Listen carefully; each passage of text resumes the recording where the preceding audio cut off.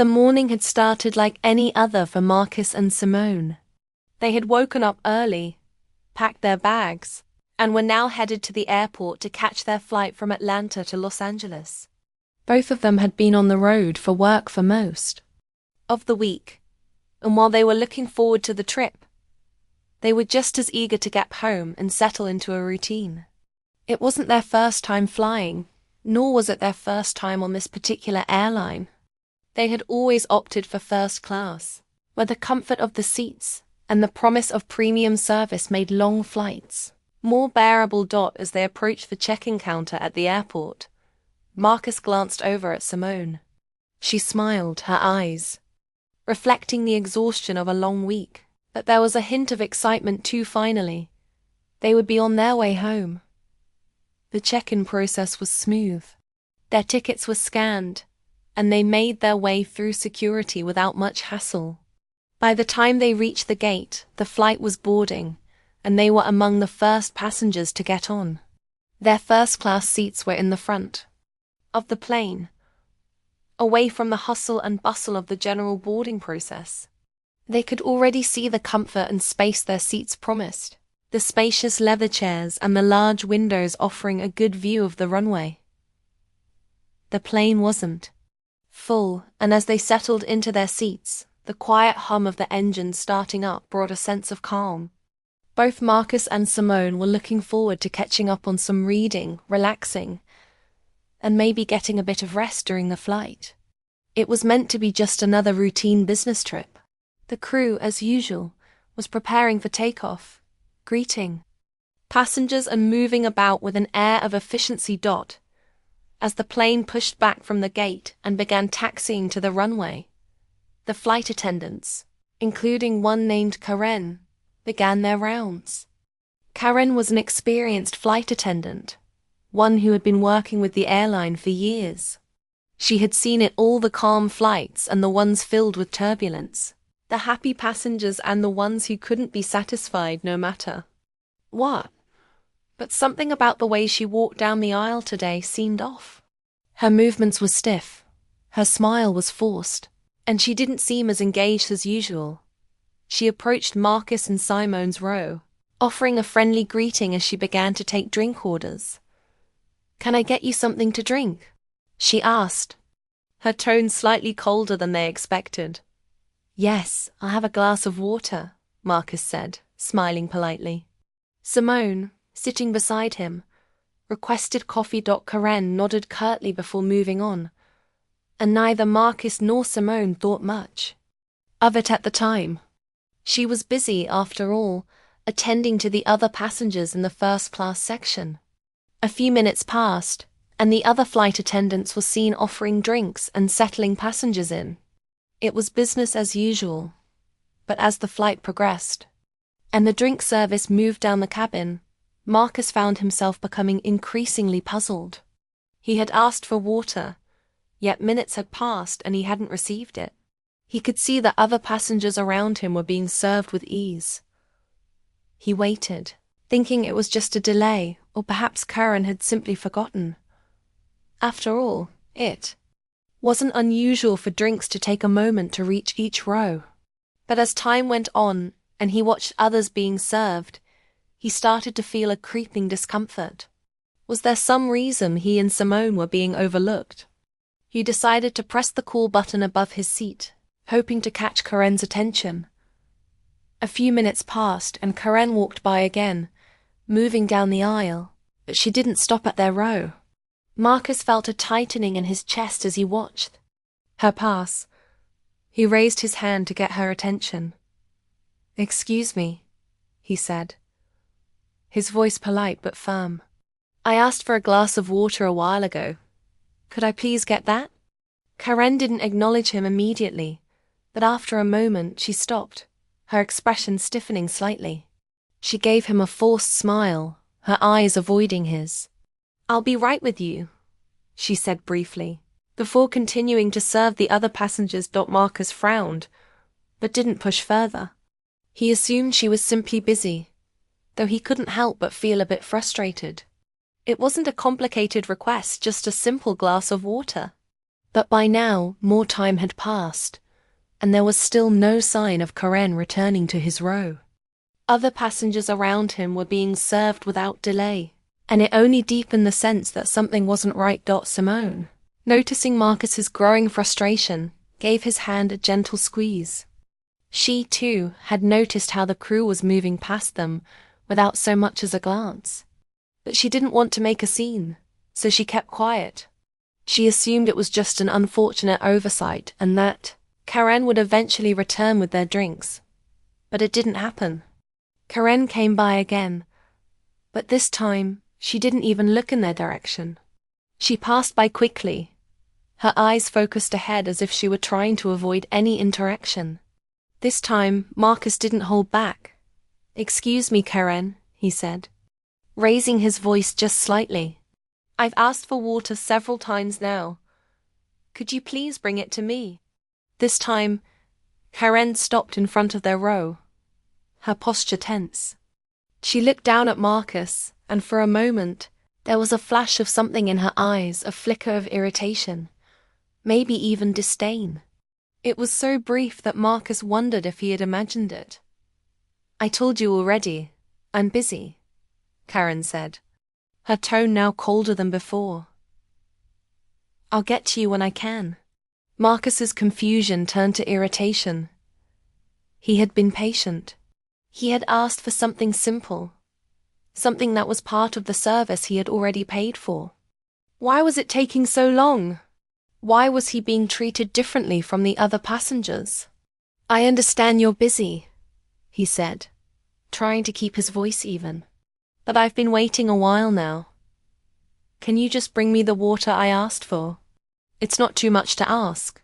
Karen's face hardened.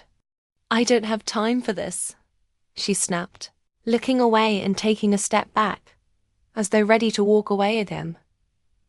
Marcus stood up then, his patience finally running out. "I'm a paying customer, just like everyone else here," he said, his voice rising slightly. "I'm not asking for special treatment, but this is ridiculous. I've asked for a glass of water several times and I'm being ignored." Simone, still sitting beside him, looked around the cabin nervously, her hand resting on Marcus's arm. Other passengers were starting to look in their direction, sensing that the situation was escalating. Karen's face flushed and her eyes narrowed. "I don't know what your problem is, but you need to calm down. If you don't sit down and stop causing a scene, I'll have to get security." The words stung, but it was the way she had said them, with a tone of superiority, that made Marcus's stomach churn. Something about the way she spoke to them felt like more than just an irritable response. It felt personal. The tension in the air grew thick. Marcus looked to Simone, who was now visibly upset. She squeezed his hand, urging him to stay calm. But Marcus couldn't let it go. He had been patient, respectful and polite. All he had asked for was something simple, a glass of water. And now, he was being treated as if he didn't belong. As Karen began walking away again, Marcus stood firm, his decision clear. "I'm not going to sit down until you address this properly," he said, his voice now firm. "If you don't bring me that water, I'm going to report you to the airline's management." The murmurs around them had already begun. Some passengers were turning in their seats to look at the couple, others exchanging whispers about the unfolding situation. But none of them were stepping in, none of them were challenging the treatment that Marcus and Simone were facing. It seemed as though they had all witnessed something happening between the lines, something that wasn't just about the water. Finally, the captain's voice came over the intercom, announcing that the crew would be making a quick stop to resolve an issue in the cabin. Marcus and Simone exchanged a glance, both now certain that the matter wasn't going to end quietly. The feeling of being treated unfairly lingered in the air, and they knew, deep down, that something needed to be done, not just for them, but for anyone else who had ever been silenced or overlooked. The tension in the cabin was palpable. As Marcus stood in the aisle, his posture stiff, he could feel the weight of everyone's eyes on him. The initial shock of being treated unfairly had turned into a boiling frustration, and now, more than ever, he was determined not to back down. Simone sat quietly beside him, her expression tense, her hand still resting on Marcus's arm as a quiet anchor.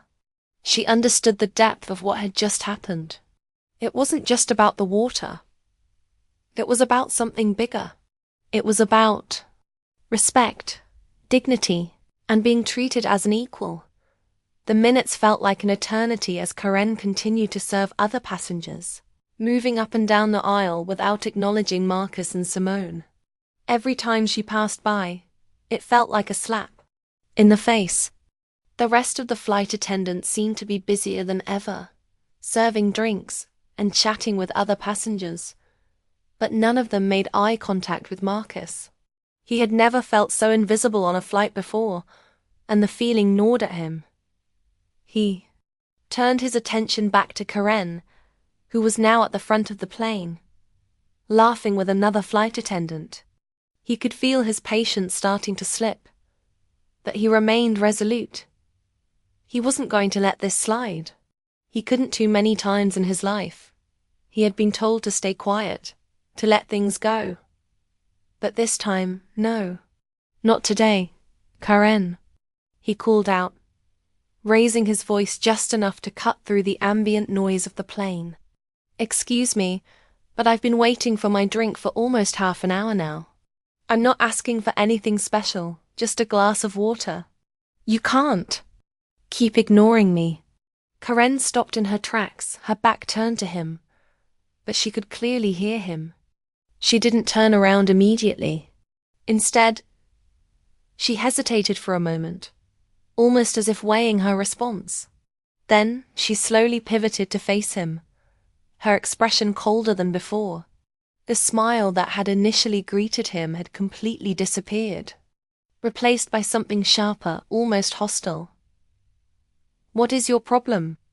Karen snapped, her voice tight with barely contained irritation. You've been served. If you have an issue, take it up with the flight supervisor. But I don't have time to be catering to your every demand. The sting of her words hit Marcus hard, but it was the dismissiveness of her tone, the way she spoke to him as if he were beneath her, that made his blood run cold. It wasn't just an oversight. It wasn't just poor service. It felt like contempt. It felt like something deeper than just a flight attendant ignoring a simple request. It felt personal, and the more he thought about it, the more certain he became that there was something else going on, something rooted in bias. Karen, this isn't about being demanding, Marcus said, his voice firm, but now with a hint of anger. This is about you refusing to do your job. This is about you treating me differently, like my request doesn't matter. Her eyes flashed, and she took a step closer to him, as though she were preparing to confront him face to face. You really think I'm treating you differently? She asked, her voice low and tinged with sarcasm. Maybe if you weren't so entitled, you wouldn't be making a scene over a glass of water.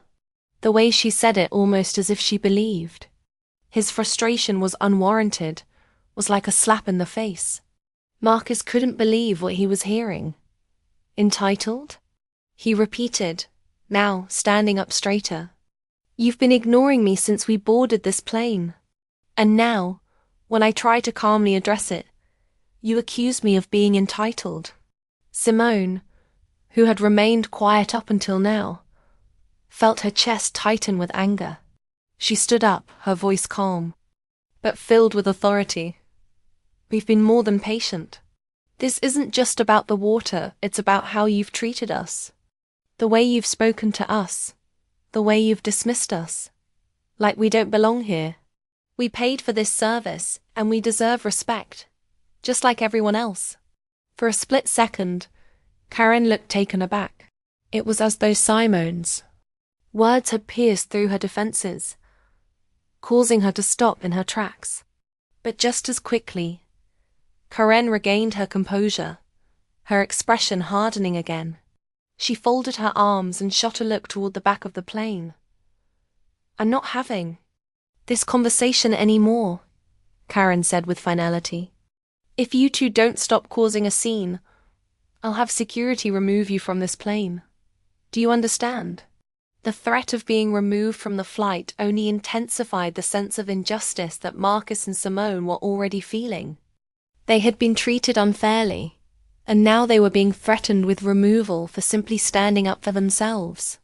Marcus took a deep breath, trying to steady himself. He looked at Simone, who was just as shocked as he was, but resolute in her belief that they had done nothing wrong. "Are you serious?" Marcus asked, incredulity creeping into his voice.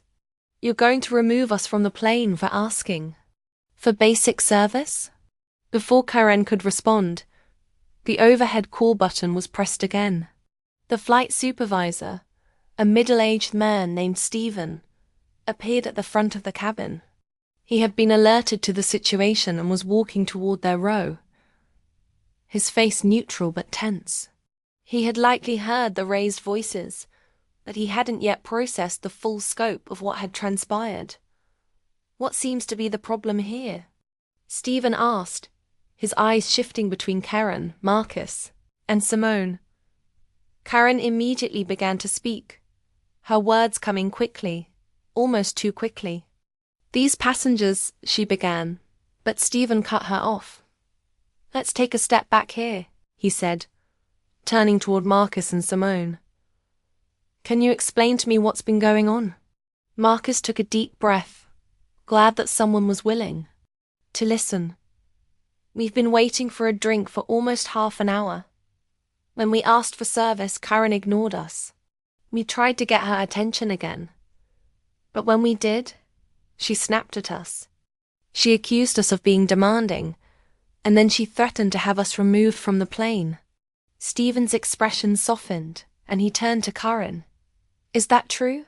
he asked, his voice low. Karen hesitated, clearly uncomfortable now. Yes, that they were being unreasonable. I was just doing my job." "Being unreasonable?" Stephen repeated, raising an eyebrow. "You're saying it's unreasonable to ask for the service you're paid to provide?" Karen's face flushed, but she remained silent, unable to offer a coherent explanation. Simone's voice was steady, but filled with a quiet strength. "This isn't just about the water. This is about how we were treated. The way Karen spoke to us was unprofessional, dismissive, and frankly, rude. We've been traveling for hours and simply asked for basic service. To be met with such hostility is unacceptable." Stephen looked back at Karen, his face now hardening. "Karen, I'm going to have to ask you to leave the cabin and speak with management. You're being removed from your duties for the rest of this flight. We will address this further once we land." Karen's mouth opened and closed, but she didn't say anything. Her eyes darted from Stephen to Marcus and Simone, but she didn't make a sound as she turned and walked toward the back of the plane. The atmosphere in the cabin had changed. Passengers had been watching the exchange, and now a quiet murmur ran through the first-class section.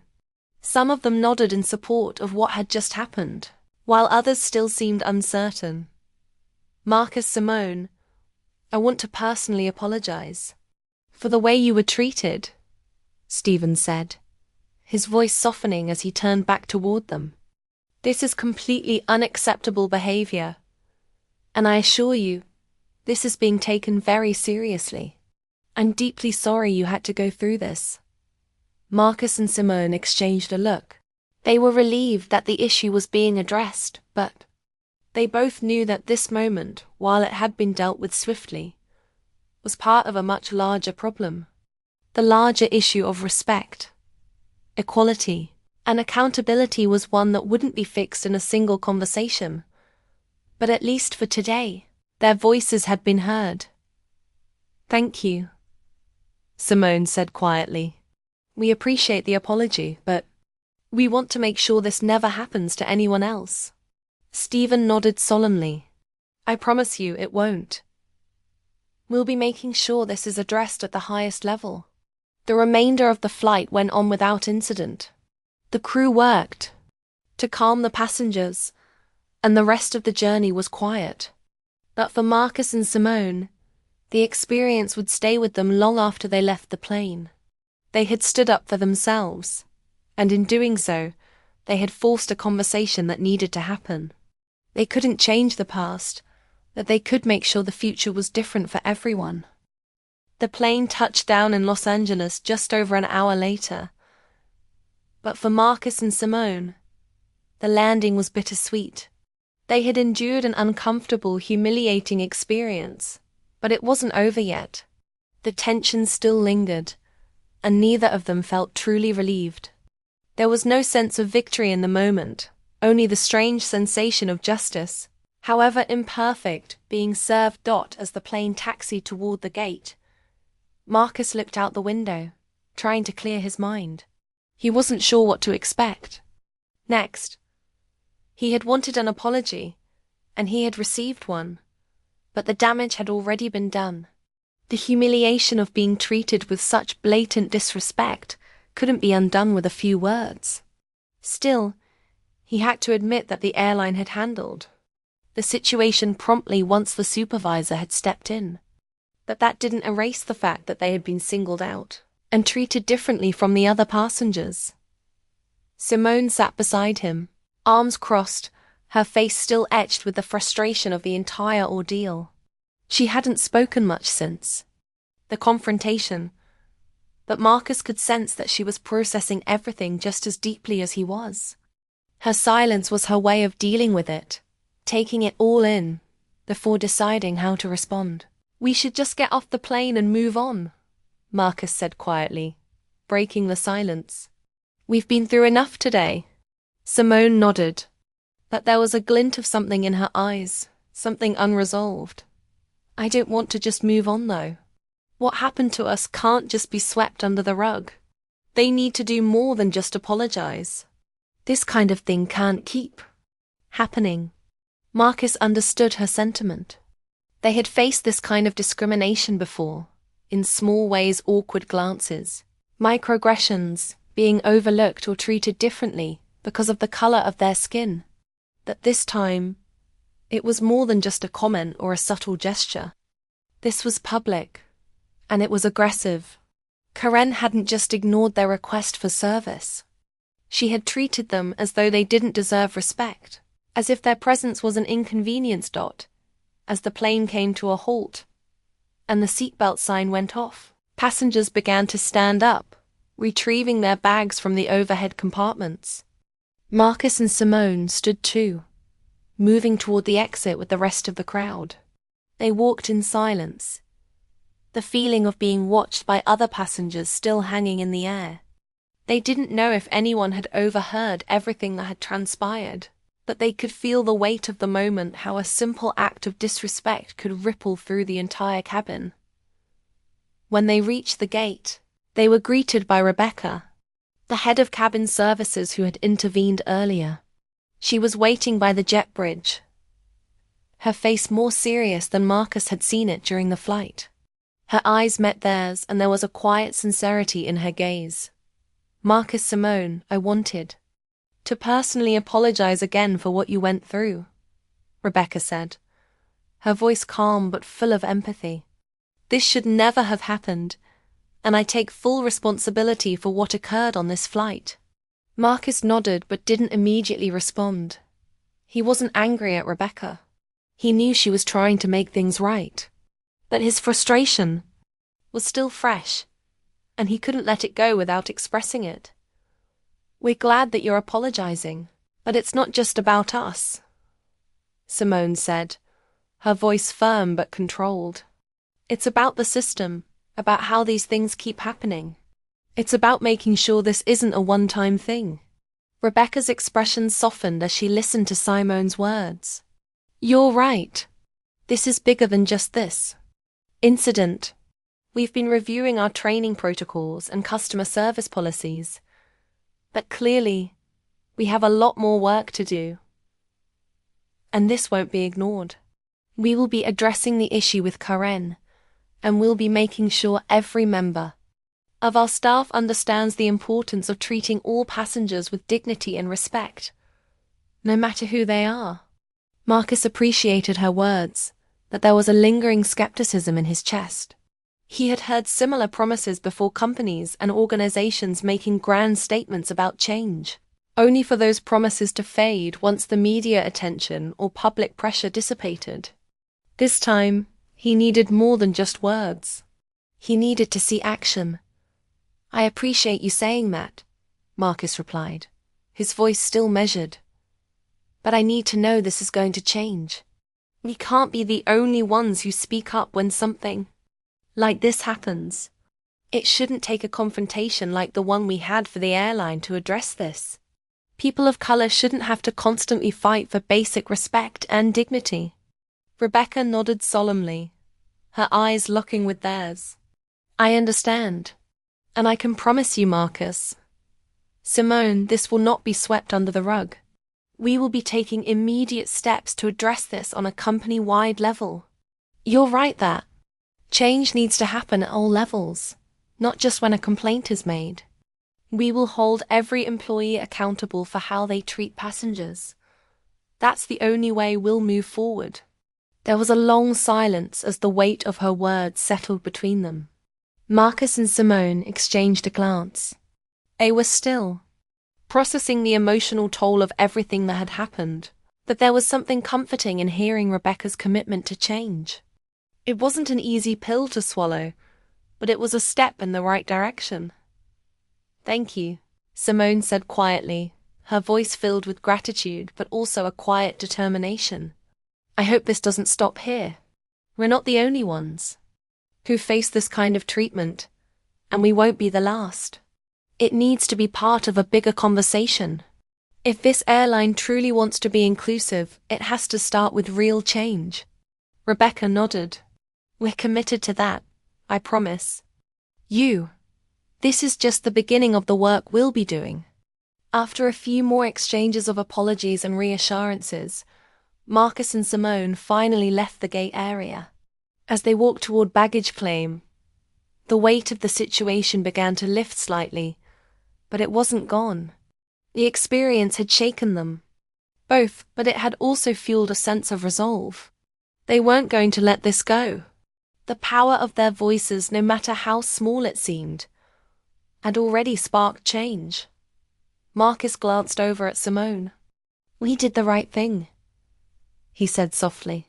"We didn't let them get away with it."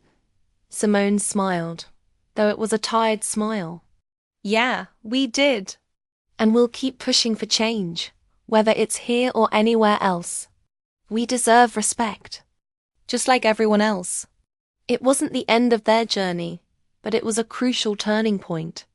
They had taken a stand, and now it was time to hold others accountable. As they collected their bags and exited the terminal, they knew they had started something. Whether the airline followed through or not, they had done their part to make sure that change was inevitable.